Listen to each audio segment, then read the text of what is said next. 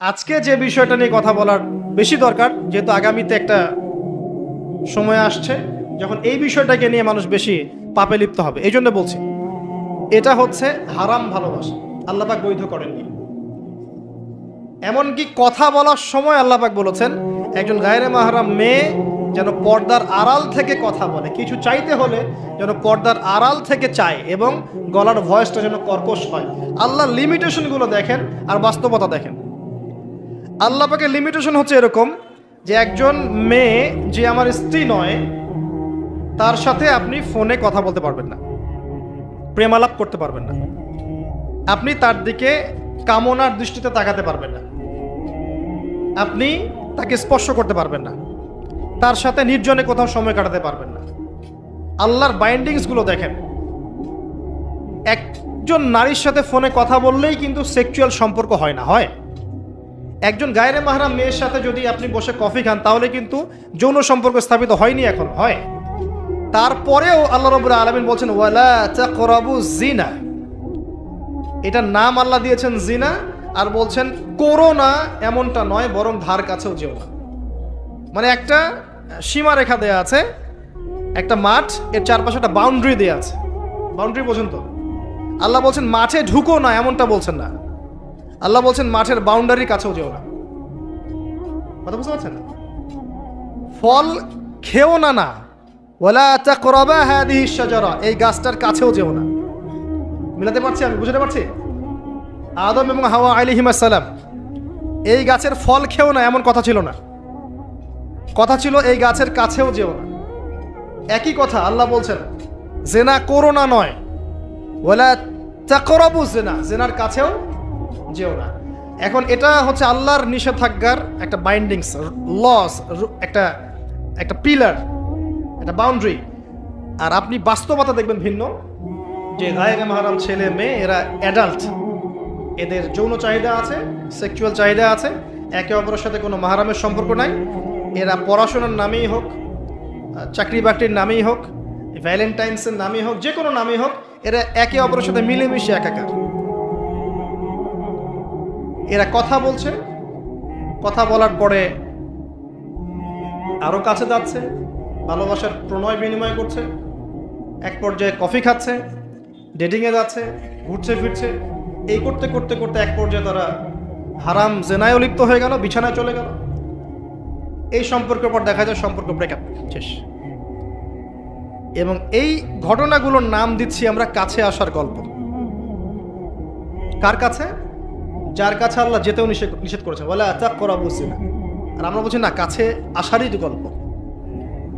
কাছে আসার গল্প হতে পারে মায়ের সাথে, মায়ের কাছে আসার গল্প হতে পারে, স্ত্রীর কাছে আসার গল্প হতে পারে, আমার সন্তানের কাছে আসার গল্প হতে পারে, দেশের কাছে আসার গল্প হতে পারে।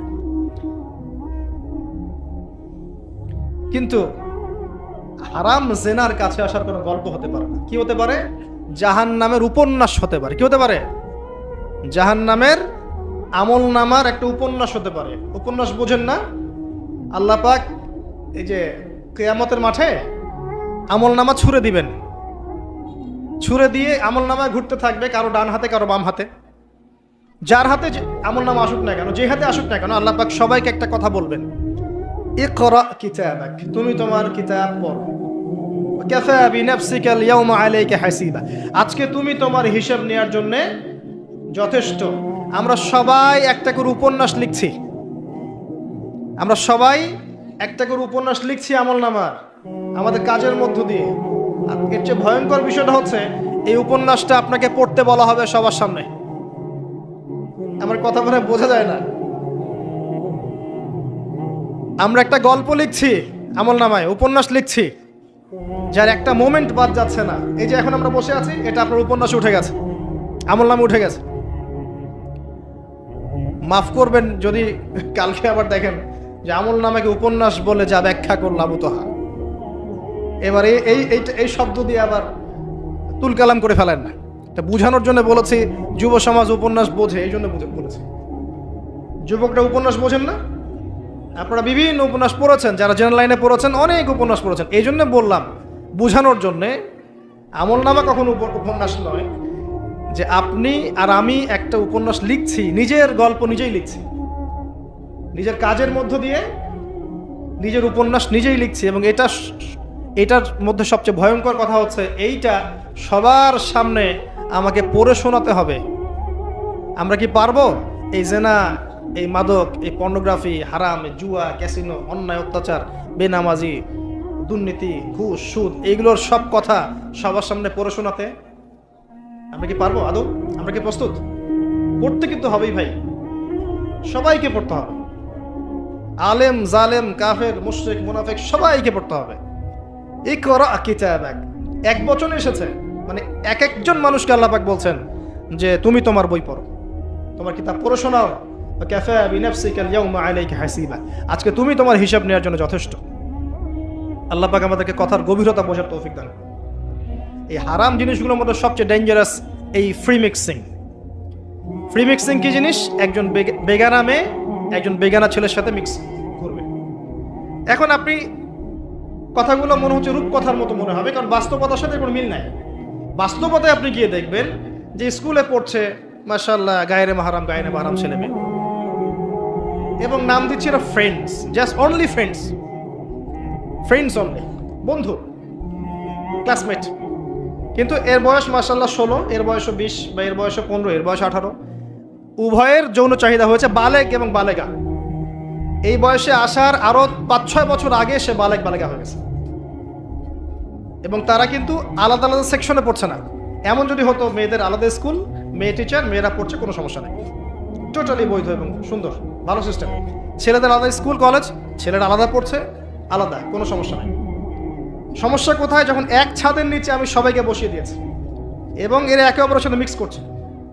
মিক্স, যেখানে আল্লাহ বলছেন কাছেও যেও না, এরা কথা বলছে, নোটটা চেঞ্জ করছে, একে অপরের সাথে গ্রুপ স্টাডি করছে, কফি খাচ্ছে, দেখা সাক্ষাৎ করছে, ডেটিং করছে, একে অপরের সাথে যৌন মিলনও করছে, একে অপরের সাথে বসে পর্ন দেখছে, যৌন মিলন করছে, সেক্সুয়াল সম্পর্ক স্থাপন করেছে, এবং মানুষ বুঝাচ্ছে এদেরকে এই সম্পর্কটা বৈধ, ভালো সম্পর্কটা পবিত্র, পরে বিয়ে করে নিলেই হয়ে গেল। এই হচ্ছে এটা বাস্তবতা। বাস্তবতার সাথে ওয়ালা তাকরাবু জিনা আয়াতের কোনো মিল আছে? বাস্তবতা এক জায়গায়, কোরআন এক জায়গায়, এরপরে দাবি করছি আমরা মুসলিম, স্টিল আমরা দাবি করছি আমরা মুসলিম। এবং এই ফ্রি মিক্সিং এর ফলে শত শত যুবক যুবতীর ইজ্জত চলে গেছে। শত শত না, সংখ্যাটা সহস্র লক্ষ হবে, আরো বেশি হতে পারে, আল্লাহু আলাম। এগুলো তো প্রকাশ্য, গোপনে যে কত কি হচ্ছে আপনি তো জানেন না। যে সন্তান, যে মেয়েটাকে আপনি ছোট মনে করছেন, অলরেডি যে সে কতগুলো ছেলেকে এভাবে ছেলে বদল করতে করতে করতে করতে করতে করতে এই জায়গায় আসছে আপনি জানেনই না। যে ছেলেটাকে আপনি ছোট্ট মনে করছেন, এ যে কতগুলো গার্লফ্রেন্ড চেঞ্জ করতে করতে এই জায়গায় আসছে আপনি জানেন না। এবং এগুলোকে সে মনে করছে পবিত্র সম্পর্ক, কোনো সমস্যা নাই। কোনো কোনো ক্ষেত্রে দেখা যায় হিন্দু মুসলিম তারাও প্রেম করছে, বন্ধু বান্ধব, এবং তার কনসেপ্টটা হচ্ছে এমন যে সমস্যা নাই, পরে বিয়ে করে নিব, এটা চলছে। এবং এদেরকে আমরা উস্কে দিব এভাবে যে 14 ফেব্রুয়ারিতে তোমরা অবাধে মেলামেশা করতে পারো, কোনো সমস্যা নেই, বরং এটা হচ্ছে তোমাদের মত প্রকাশের স্বাধীনতা। এবং আমরা এটাও বুঝাবো ওদেরকে যে যারা এগুলোর বিরুদ্ধে বলবে তারা মৌলবাদী, তারা সমাজের উন্নতি, অগ্রগতি, প্রগতি চাচ্ছে না, তারা চাচ্ছে না তোমরা এগিয়ে যাও, বরং তারা তোমাদেরকে পিছিয়ে দিতে চাচ্ছে। কোথায় এগিয়ে নিচ্ছি আমরা এদেরকে? আমি জানি কোথায় নিচ্ছেন, এক্স্যাক্টলি বলতে পারবো কোথায় নিচ্ছেন। ইলাল নার, জাহান্নামের দিকে, জাহান্নামের দিকে এগিয়ে নিচ্ছেন, আর কোনো দিকে নয়। আসেন, এই মিক্সিংটা এখানে শেষ হলো না। এরপরে যখন সে কলেজ লাইফে গেল, সেখানেও দেখবেন সেম দৃশ্য, একই অবস্থা। দেখা যায় কলেজে মাঝে মাঝে আন্দোলন হয় না? আন্দোলনে দেখবেন যে ছেলে মেয়ে একসাথে, ছেলের কাঁধে মেয়ের কোলের মধ্যে ছেলে মাথা দিয়ে স্লোগান দিচ্ছে, মনে হচ্ছে যেন স্ত্রী। সুবহানাল্লাহ।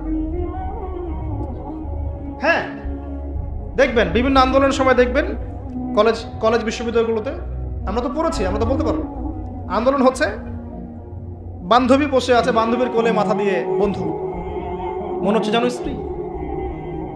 স্ত্রী না পাবলিক প্রপার্টি, আল্লাহ ভালো জানে। পাবলিক প্রপার্টি, যে কেউ ভোগ করতে পারে।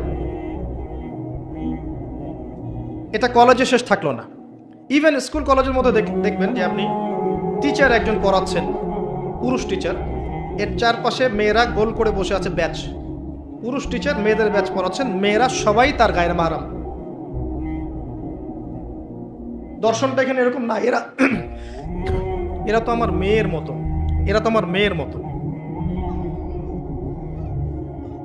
জাস্ট এইভাবে, তুমি তো আমার মেয়ের বয়স। কথা বুঝতে পারছেন? তুমি তো আমার মামনির মতো, আর ওই মেয়েকে বোঝানো হচ্ছে টিচার তোমার বাবার মতো।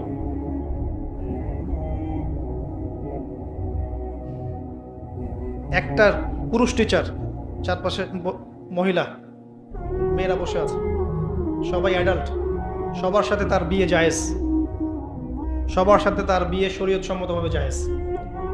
তারপরে একটা ফিলোসফি দর্শন ঢুকিয়ে দিয়ে তুমি তোমার মেয়ের মতো, অহরহ মেয়েদের ইজ্জত হারাচ্ছে, অহরহ।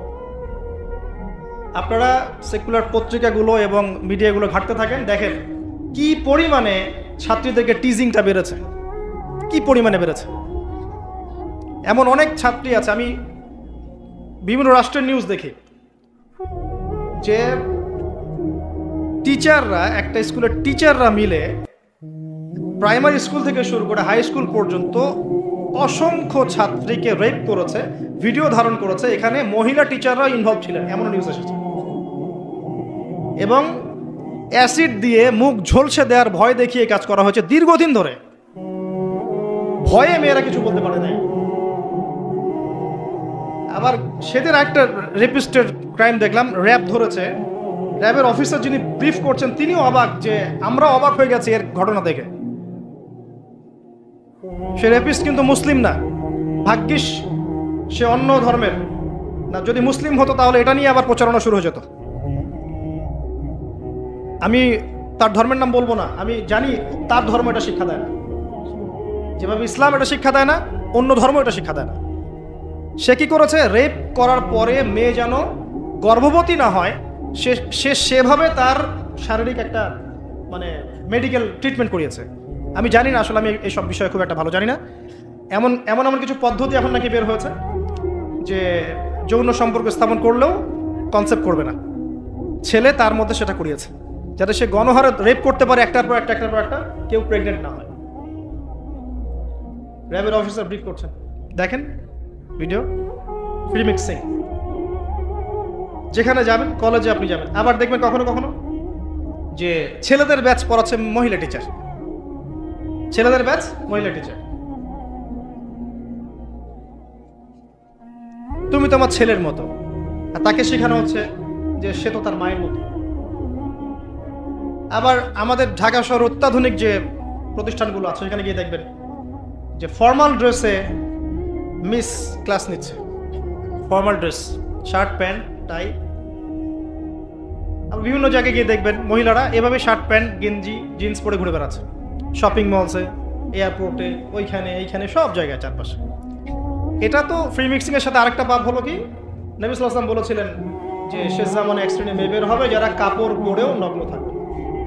এরা সেই ক্যাটাগরি যাদের ব্যাপারে আল্লাহ রাসূল বলেছেন তারা জান্নাতে যাবেও না, জান্নাতের গন্ধ পাবে না।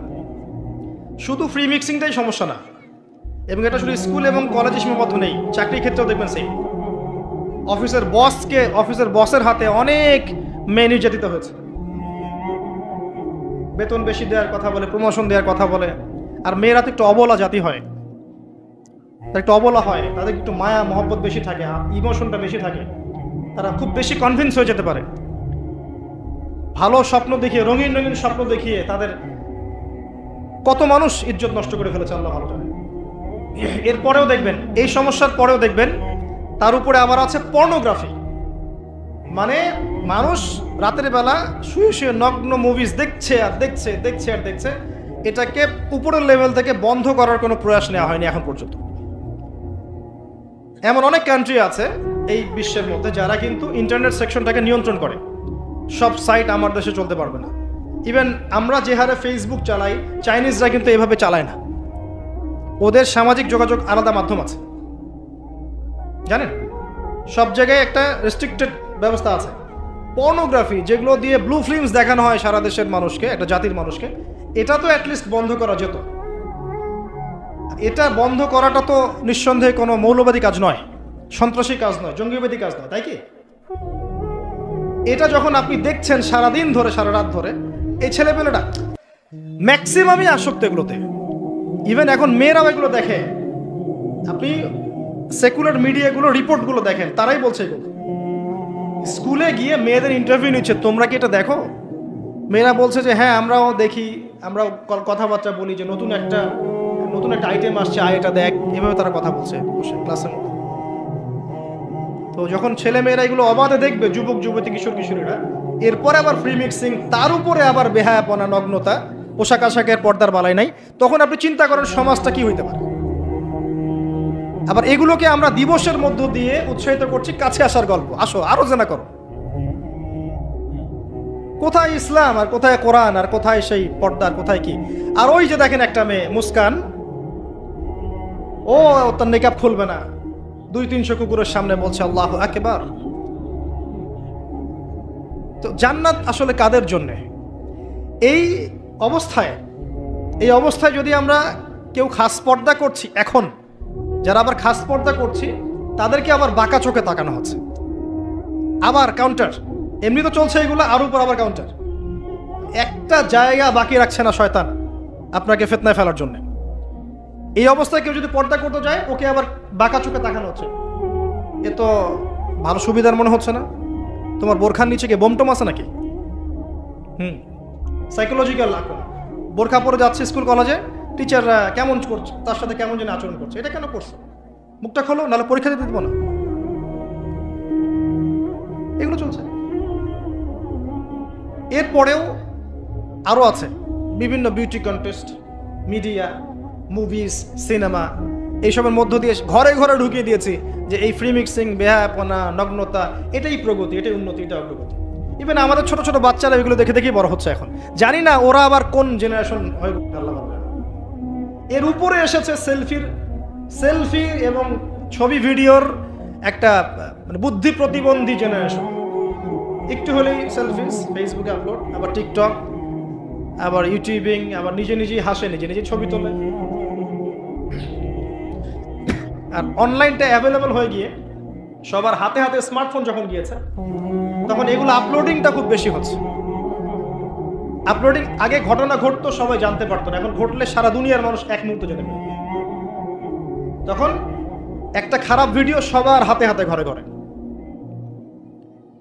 এবার এই হারাম ভালোবাসা, এটা ভালোবাসা বলার অপরাধ হবে, এই হারাম প্রবৃত্তির এই নগ্ন দাসত্ব, এই দাসত্বটাকে ভালোবাসার নাম দিয়ে আল্লাহর নাজিলকৃত পবিত্র ভালোবাসাকে চ্যালেঞ্জ করা হয়েছে। এবং বিভিন্ন মানুষ, সমাজের বিভিন্ন শ্রেণীর মানুষকে এই হারামের দিকে ধাবিত করা হয়েছে, যাতে সবাই জান্নাতের কাছে না বরং জাহান্নামের কাছে আসতে পারে। এই হলো অবস্থা। এখন এই অবস্থায় আল্লাহ রাব্বুল আলামিন মুমিনদের জন্য সলিউশন দিয়েছেন সূরা নূরের মধ্যে। কুল লিল মুমিনিন ইয়াগুদ্দুনা মিন আবসারিহিম ওয়া ইয়াহফাযু ফুরুজাহুম। এটা পড়ে আছে আপনার কোরআনে। মুমিন পুরুষদেরকে আপনি বলুন, হে নবী, তারা যেন চক্ষু নিচু রাখে এবং তাদের লজ্জাস্থানের হেফাজত করে। মুমিন নারীদেরকে আপনি বলুন যেন তারা তাদের লজ্জাস্থানের হেফাজত করে, চোখ নিচে রাখে, এবং তারা এই মানুষদের ছাড়া অন্য কারোর সামনে যেন না যায়, এবং জিনাত, হিজাব তারা যেন অবলম্বন করে। এটা আল্লাহর আদেশ। Only Quran, only hadith and only Islam can solve this problem. কোরআন, সুন্নাহ এবং ইসলাম ছাড়া কেউ এই সমস্যা সলভ করতে পারবে না। এখানকার সলিউশন এগুলা। প্রথমত তারবিয়াত দিতে হবে ছোট থেকেই, তার উপরে নিয়মিত ইমানের চর্চায় রাখতে হবে, তার উপরে ছেলে মেয়েদেরকে পর্দা বোঝাতে হবে, ছোট থেকেই মেয়েদেরকে পর্দায় রাখতে হবে। তারপরেও যদি বড় হয়ে এদের মধ্যে খারাপ চিন্তা আসে, চোখ নিচু করতে হবে। যেগুলো অশ্লীল সেগুলোর ধার কাছে যাওয়া যাবে না। দ্রুত এদের বিয়ের ব্যবস্থা করতে হবে যাতে ওরা পবিত্র লাইফ লিড করতে পারে। তারপরে দেখবেন আস্তে আস্তে কিছুটা হলেও, 100% না হলেও কিছুটা হলেও আপনি ফিতনা থেকে দূরে রাখতে পারবেন।